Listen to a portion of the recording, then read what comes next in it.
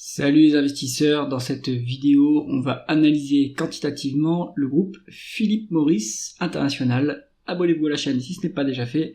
On commence tout de suite avec le cours de l'action du géant du tabac. Eh bien, on voit que ce cours de l'action, il est au plus haut.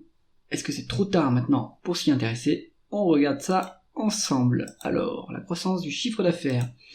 On a les chiffres du premier trimestre qui sont disponibles sur l'outil d'analyse et on est sur une croissance médiane de 3,1%. Soi-disant, c'est une industrie plutôt mature, le tabac, avec toutes les mesures gouvernementales pour justement freiner l'expansion du tabac. On est forcément sur un marché qui a moins de croissance, mais on arrive quand même à trouver d'autres relais de croissance, par exemple cigarettes électroniques, etc. Et ça explique pourquoi on a quand même un petit peu de croissance quand même sur les derniers trimestres. On allait jusqu'à 12% en mars 2024. Là, on est en glissement annuel à 6,8% en mars 2025, c'est bien. Petite croissance, et évidemment aussi ça se fait avec des petites acquisitions, mais finalement c'est pas aussi significatif que ça quand on regarde la market cap. Donc croissance, surtout croissance organique, et un peu de croissance externe pour Philip Morris, et surtout croissance positive. Donc ça, c'est plutôt intéressant. Regardons les taux de marge. Le taux de marge brut est plutôt stable autour de la médiane. On a un niveau quand même qui est au-delà de 60%, donc ça signale un avantage concurrentiel. On arrive à maintenir les prix sans trop de problèmes. On peut pas forcément trop les augmenter. De toute façon, il y a des taxes qui s'ajoutent sur le tabac, donc le consommateur finalement il va plus avoir les moyens. Donc en tout cas, ce qu'on note, c'est qu'on a une stabilité. Le taux de marge d'EBITDA également est très stable à un niveau exceptionnel, 42%. C'est vraiment impressionnant. En revanche, le taux de marge net, lui, est en train de chuter par rapport à la médiane. On n'est plus qu'à 19,80 vs une médiane de 25-26% quasiment. Regardons quand même en free cash flow ce qui se passe. Ouais, on a à peu près une chute similaire. Donc en fait, sur les résultats nets, on est en train un peu et les free cash flow d'ailleurs, on est en train un peu de baisser. Donc il faut aller voir de quoi il s'agit. Est-ce que c'est la dette qui fait baisser les résultats sur le trimestre? Est-ce que c'est ponctuel ou est-ce que c'est structurel? Il faudra vérifier ça dans les publications suivantes. Bon, ce qu'on voit ici, c'est que c'est quand même relativement géré correctement et que c'est plutôt stable. On va regarder la conversion des bénéfices nets en free cash flow. Les free cash flow sont plus élevés que les bénéfices nets. Si on regarde la variation du BFR, on a 13 milliards de variations favorables, donc ça c'est excellent. Est-ce qu'on fait autant de dépenses en capital qu'avant, voire plus? On continue à faire de la dépense en capital, 10 milliards en excédent par rapport aux dépréciations et amortissements, donc on continue à développer l'appareil productif. Ça c'est bien, ça veut dire aussi qu'il y a potentiellement de la croissance future qui est attendue par le management. Et est-ce qu'on a des other non-cash items? On en a pour 27 milliards, donc ça aide aussi ça aide les free cash flow. Je pense pas que vous avez toute la différence ici, ça ferait 39 plus 10, enfin moins 10 du coup. Vous retrouvez à peu près cette différence. Bon, si vous voulez refaire les vérifications par vous-même, rendez-vous dans les tableaux de flux de trésorerie. Pour valoriser l'entreprise, si elle n'est pas trop endettée, on va plutôt utiliser les free cash flow plutôt que les bénéfices nets. Allez, on regarde maintenant la rentabilité opérationnelle, avec le rendement des capitaux investis.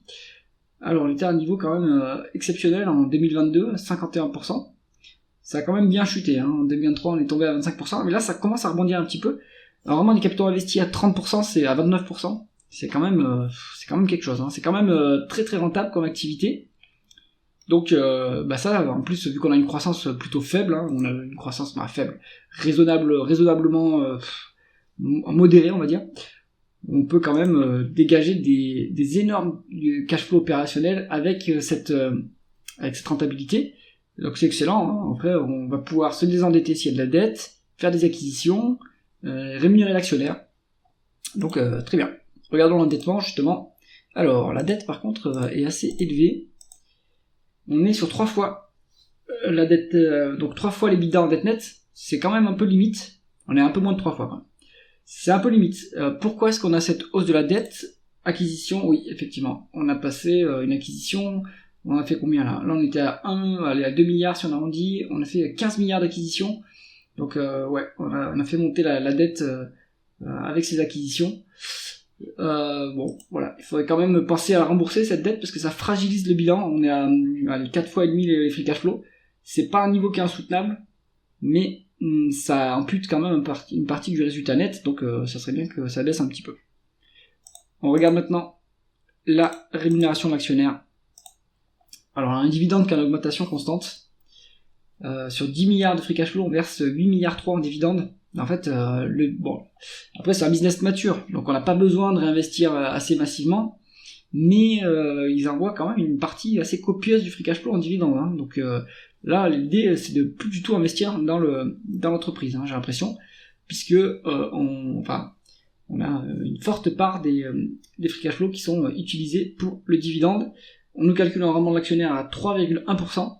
Finalement, c'est assez faible hein, comme rendement de l'actionnaire, je trouve, pour une société aussi mature, et surtout pour cette industrie. Il y avait des arrachats d'actions assez massifs de 2008 jusqu'à 2015, et puis ça s'est arrêté. Pourquoi ? Est-ce que c'est parce que le cours n'est plus aussi sous-évalué ? On va regarder. Bon, voilà. Pour moi, c'est pas si qualitatif cette allocation du capital. Hein. On a un énorme payout ratio en termes de free cash flow, et on rachète pas d'actions. Si on regarde la valorisation en valeur d'entreprise sur EBITDA, on n'est pas du tout décoté. Donc là, on a une surcote assez évidente hein, sur Philip Morris. Bon, conclusion du dossier, c'est pas intéressant à mon avis ce prix-là. Il faudrait vraiment attendre un fort repli hein, pour se positionner sur cette entreprise, qui est surtout sur un secteur d'activité qui est quand même très mature. Le rendement de l'actionnaire n'est pas si élevé que ça, à cause du prix élevé de l'action, et la valorisation ne présente pas de marge de sécurité. Donc Philip Morris plutôt à l'écart. J'espère que cette analyse vous a intéressé. Si c'est le cas, mettez un pouce vers le haut et pensez à vous abonner à la chaîne. À bientôt.